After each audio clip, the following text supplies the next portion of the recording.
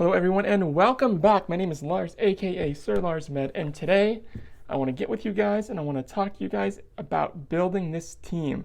Now I know it's been a few days or like a week. I tried to put some stuff together, didn't really like the flow of it, trying to find the best way to teach you about this team. So I decided I'm going to start out today with telling you problematic situations. So problems that you could find yourself in with this team. And every team has an Achilles heel. And for this team, it would be if you get a good lead and they switch to, say, a Venusaur or a Deoxys. Now, that doesn't mean you're going to lose, but it makes it harder to win. So with Deoxys, what you need to do is immediately switch to Victory Bell. You're going to have to waste 2 shields. They're going to waste 1. You're going to retain the lead, though. And from there, we just have to get lucky and hope they don't have, like, a ABB with, or not ABB, but have, like, a ghost in the back, another ghost. Like, let's say if they have, like, a Skarmory, Deoxys, Sableye team. We could be in trouble. So that's how we handle that. Switch to Victory Bell if they quick switch to Deoxys and use both your shields, get off that Leaf Tornado. The good news is that because there's so much Ghost prevalent in this season, I haven't seen a whole lot of Deoxys. Obviously with Deoxys, they come and go based on a couple different things. One is just the overall typing that's prevalent. So in our case, Ghost, we're not going to see a lot of it. Also, though, because Deoxys is mythical, can't be traded or anything, once they do Deoxys events, the amount of Deoxys available or that you'll see in PvP tend to spike because people that were new to PvP when it didn't come out now have access to it, or they did it but they don't have a good one. Now they're hitting raids hard and they get a good one. So just a little FYI, little aside, with Venusaur, what you want to do is if they quick switch to Venusaur, go ahead and throw a flamethrower. They're going to shield it, charge it back up, let them hit you with a Frenzy Plant, and then let them hit you with another Frenzy Plant, switch to Medicham, and go ahead and let them hit you with a Frenzy Plant, do your thing, hit them with 2 Psychics. They're going to shield the first one probably. If they don't, then you're going to shield their attack. So all in all, you're going to waste 1 shield, and Medicham's health is going to be low, and they'll have 0 shields, and you will retain the lead. You got to watch that clock though. So what I like to do is if I kill them too quickly, and now that timer's going down, so I'll have to throw something in, but they can quick switch, and I can't quick switch for 15-20 seconds. What I'll do with Medicham is I'll try to get power-up punches off because it's a really, really, really quick charging move, and it will enter the mini game, which will just keep delaying the timer. So I'll try to do as much fast damage as possible and get into power-up punch, regardless of the Pokemon, just to extend that timer so that I can, when I bring my Pokemon back out, when they quick switch, I can as well. All right? So that's how we handle that. Now let's talk about lead specific Pokemon, what we're going to do. And I wrote a list. If you guys are running into stuff that I didn't mention or that I don't mention, go ahead, drop me a line and I will reply and give you the strategy. For now, I'm doing the top things that you'll probably see that I've been seeing. And so with that, let's get down to it. Galarian Stunfisk, immediately switch to Victory Bell, start chugging away, and they're going to charge up Earthquake. Don't shield it. It's going to be a Rock Slide. Most of the time, it will be a Rock Slide. As soon as they do it, they're going to switch anyways, but you should try to get a Leaf Tornado off just so they waste a shield. That's how we handle Galarian Stunfisk. Really quick, really simple, really easy. It's probably the most prevalent, or one of the most prevalent leads I see if I have a bad lead. Trevenant, what we're going to do is we're going to charge up our flamethrower. We're going to use it and they're going to shield it. They're going to throw us a Shadow Ball. Don't shield. Bring in Victory Bell and just start hitting it with your fast move. They're going to throw an charge attack at you. Chances are it's going to be a Seed Bomb. I usually shield that one, and if it is a Shadow Ball, shield it. Don't worry about shielding the next move because it'll be a Seed Bomb. If that one is a Seed Bomb, though, then we unfortunately do have to shield the next one, which will, because there's a good chance it will be a Shadow Ball, depending.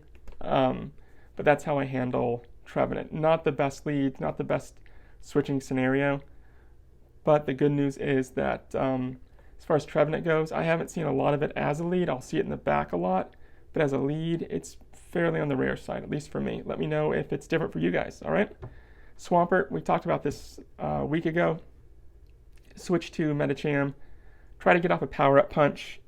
Usually they'll switch right away. If they don't, and they use a Hydro Cannon, try to get that power-up punch off. But regardless, don't shield. Let them do their thing, all right? Bastiodon Mirror Match. What we want them to do is double charge our attack, okay? Double charge it, use a flamethrower, then charge it back up. So there's like almost 2. Use it again. We want to use it a total of 3 times. 3 times.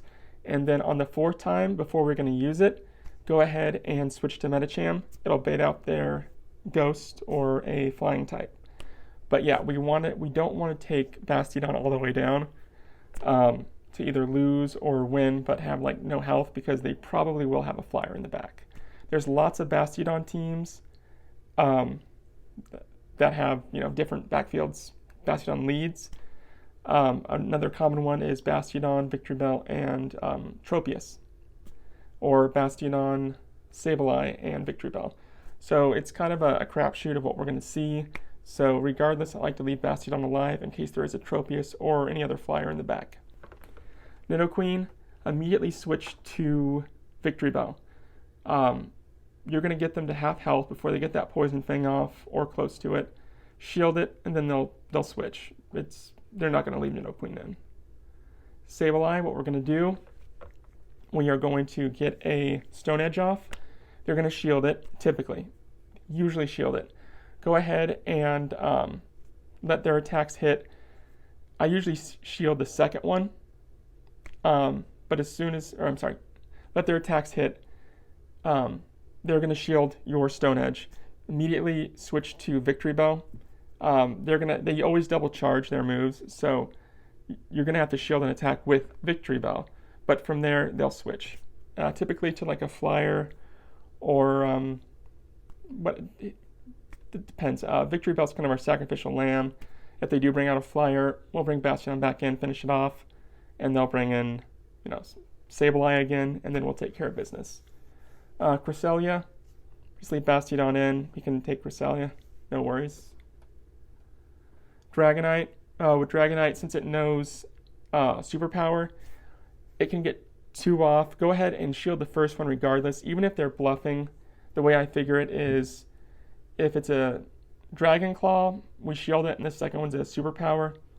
That's fine. It's not going to KO us. We're still going to have plenty of health in case they have another flyer in the back. If they use a Superpower on the first move, we shield it. Even better. The second Superpower is not going to do as much damage because they're weakened and they don't have stab. Umbreon, they're not going to switch. Go ahead and use your charge against it. Keep going.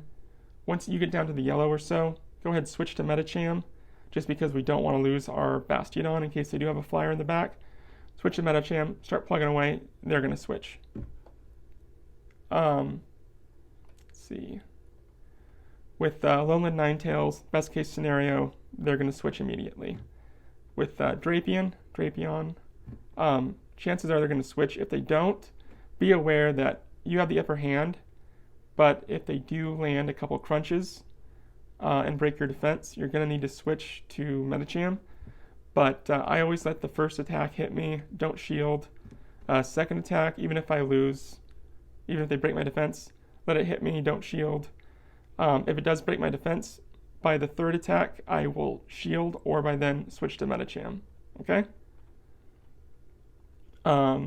Walrein is the only Pokemon besides Dugong that all of our Pokemon are effective against. So in this case, switch immediately to Medicham. They'll switch to Flyer or a Ghost, bait it out, and then we'll have Bastiodon come back in and take care of business. Let's see, Obstagoon. If you do see Obstagoon, it's a rare in the sense that we're not going to follow our pattern. We're going to switch to Medicham, and they'll switch to a Flyer. When they bring that Flyer out, we're going to do the strategy we talked about last week, and we're just going to, we want either that Skarmory to kill us when it's at half health, or we want to kill it, but we don't want to get it down so low that Bastiodon can't form a charged move off of it, all right? So do whatever you can. Use Power Up Punch, don't play the minigame. Use Power Up Punch again, don't play the minigame, and then use Psychic, and that'll do it. If they kill you before that, great, so long as they're in the yellowish, or so long as we have enough to farm a charged move off of it that we will be using against Obstagoon again, once Obstagoon comes out. And then we'll have Victory Bell for their Nidoqueen. And that is that with the list. Again, if there's anything I didn't mention, please let me know. Scrafty, switch to Victory Bell. Same thing, Medicham, switch to Victory Bell. They're going to use an Ice Punch, shield it, and then that's when they'll switch. But always switch to, don't try to initiate a mirror match with Medicham. Just switch to Victory Bell. I don't think I mentioned Lickitung. If it's a Lickitung, leave Bastiodon in, you're fine. If they shield at the end, then immediately switch to Medicham. But if they don't shield, we're good. Bastiodon can walk away from it with a really good chunk of health. And we don't need to worry about it. Only time we need to worry is if they shield, in which case, as soon as they shield, switch to Medicham. And just take their damage. Don't worry about it, because it's just going to be a body slam. And yep, that's about it. If there's anything else, just let me know. As soon as the season starts, I'll bring you more footage. The problem now is that, they did Great League for 2 weeks in a row, and then we had a month off from Great. So just kind of been sitting here, twiddling my thumbs, hanging out. I really want to get some more footage. I got some footage from before, but it's not really pertinent to this because was the first 2 weeks, and so there's lots of kind of weird, crazy teams. And now that the meta's been, established and I'm a little bit higher up, I should see some, some stuff that you guys are seeing as well. But yeah, so I will see you guys all in about a week or so. I'll try to release some more information before then. If you guys have any questions, any comments, let me know if there's anything that I haven't covered about this team that you want me to cover, besides the videos that I'll upload as soon as we enter the season, the Great League rotation. But yeah, please just let me know. I have no problem covering it. And with that, I'll see you guys in a week.